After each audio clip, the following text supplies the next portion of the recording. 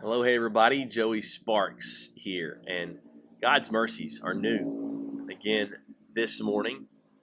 This morning with my mind stayed on Jesus. I woke up this morning with my mind.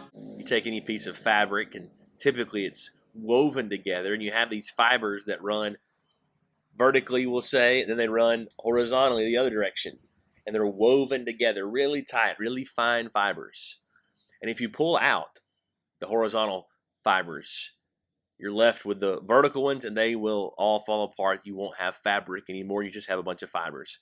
Same is true if you pull out the vertical, you'll only have the horizontal, and it won't stay together. You need both woven together in order to have this piece of fabric. So when John talks about love in 1 John, especially chapter 4, he's going to mention something that's so important and necessary that we continue to practice. And that is that we cannot say we love God while also not showing love to our fellow man. So chapter 4, verse 20, if anyone says, I love God, and hates his brother, he is a liar. For he who does not love his brother whom he has seen cannot love God whom he has not seen. And this commandment we have from him, whoever loves God must also love his brother. So you hear it? He says you can't say you have the vertical fibers of this fabric and that be enough. You have to have the horizontal just the same.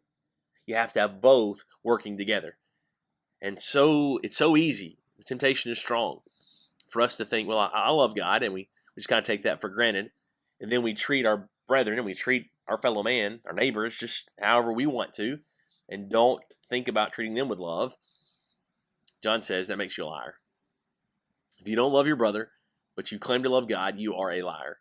The commandment is sure, and it is true, that if you truly love God, you will also love your neighbor.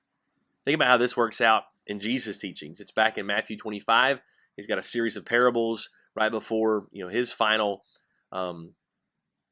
week of life before he's crucified. He's got these kingdom parables about how to live as the church, really driven toward judgment. Okay, so Matthew 25, he talks about the judgment day and the goat and the sheep on judgment, and it's the goats who have mistreated their fellow man, their brethren. And when Jesus says, you didn't feed me, you didn't clothe me, you didn't give me drink, you didn't visit me in prison, you weren't there for me, and they say, well, when did we neglect you, Jesus? And he says, when you didn't do it for the least of these, you didn't do it to me. And obviously the reverse promise was true too. The sheep who did help those who were the least of these also were the ones who did it to Jesus.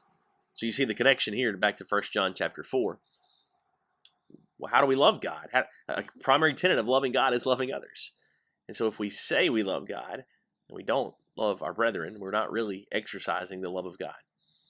We're supposed to love both. That is the life of love that we find from God himself. Hey, we thank you for watching today. It is our prayer that God's timeless word will be on your mind all day today. I woke up this morning.